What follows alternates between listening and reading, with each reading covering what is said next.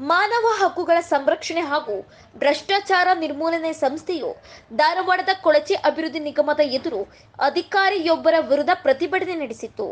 ಸದ್ಯ ಕೊಳಚೆ ಅಭಿವೃದ್ಧಿ ನಿಗಮದ ನಿರ್ದೇಶಕ ಮಾರುತಿ ಲಂಬಾಣಿ ವಿರುದ್ಧವೇ ಈ ಪ್ರತಿಭಟನೆ ನಡೆದಿದ್ದು, ಇಂಜಿನಿಯರಿಂಗ್ ವ್ಯಾಸಂಗ ಮಾಡದ ಫಣಿರಾಜ್ ಎಂಬಾತನನ್ನು ಕೆಲಸಕ್ಕೆ ಸೇರಿಸಿಕೊಂಡು ಆತನಿಂದ ಮಾರುತಿ ಲಂಬಾಣಿ 28 ಲಕ್ಷ ಹಣ ಪಡೆದ ಆರೋಪ ಎದುರಿಸುತ್ತಿದ್ದಾರೆ. ಇನ್ನು ಪ್ರತಿಭಟನೆ ವೇಳೆ ಭ್ರಷ್ಟಾಚಾರ ನಡೆಸಿರುವ ಅಧಿಕಾರಿ ಮಾರುತಿ ಲಂಬಾಣಿ ವಿರುದ್ಧ ತನಿಖೆ ನಡೆಸುವಂತೆ ಸಂಸ್ಥೆಯ ರಾಜ್ಯ ಅಧ್ಯಕ್ಷ ರಾಘವೇಂದ್ರ ಆಗ್ರಹಿಸಿದ್ದಾರೆ. ಇಂಥ ಭ್ರಷ್ಟ ಅಧಿಕಾರಿಗಳನ್ನ ಕೆಲಸದಿಂದ ವಜಾಗೊಳಿಸಿ ಅವರು ಮಾಡಿರ್ತಕ್ಕಂಥ ಅವ್ಯವಹಾರವನ್ನ ಕೂಡಲೇ ಸಂಪೂರ್ಣವಾಗಿ ತನಿಖೆಯನ್ನ ಮಾಡಿ ಅವರು ಬೇನಾಮಿ ಆಸ್ತಿ ಎಲ್ಲವನ್ನ ಮುಟ್ಟುಗೋಲು ಹಾಕೊಂಡ್ರೆ ನೀವು ಬಡಬಗ್ಗರಿಗೆ ಏನು ಮಾಡಬೇಕು ಅಂತ ಅನ್ಕೊಂಡಿದಿರೋ ಅದನ್ನ ಸುಗಮವಾಗಿ ಮಾಡಬಹುದು. ಇಂಥ ಅಧಿಕಾರಿಗಳನ್ನ ಪೋಷಣೆಯನ್ನ ಮಾಡಬೇಡಿ. ಸನ್ಮಾನ್ಯ ಮುಖ್ಯಮಂತ್ರಿ ರಕ್ಷಣೆ ಹಾಗೂ ಭ್ರಷ್ಟಾಚಾರ ನಿರ್ಮೂಲನಾ ಸಂಸ್ಥೆಯಿಂದ ಈ ಪ್ರತಿಭಟನೆಯನ್ನ ಹಮ್ಮಿಕೊಂಡಿದ್ದೀವಿ.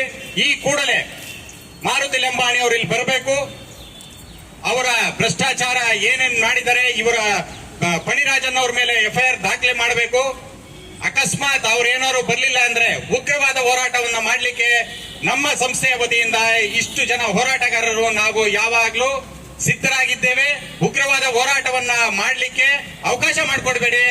ಈ ಕೂಡಲೇ ಈ ಸ್ಥಳಕ್ಕೆ ಆಗಮಿಸಿ ಫಣಿರಾಜನ್ ಅವ್ರ ಮೇಲೆ ಎಫ್ಐಆರ್ ಅನ್ನ ದಾಖಲೆ ಮಾಡಲೇಬೇಕು ಎಂಬುದಾಗಿ ಆಗ್ರಹವನ್ನ ಮಾಡ್ತಾ ಇದ್ದೇವೆ.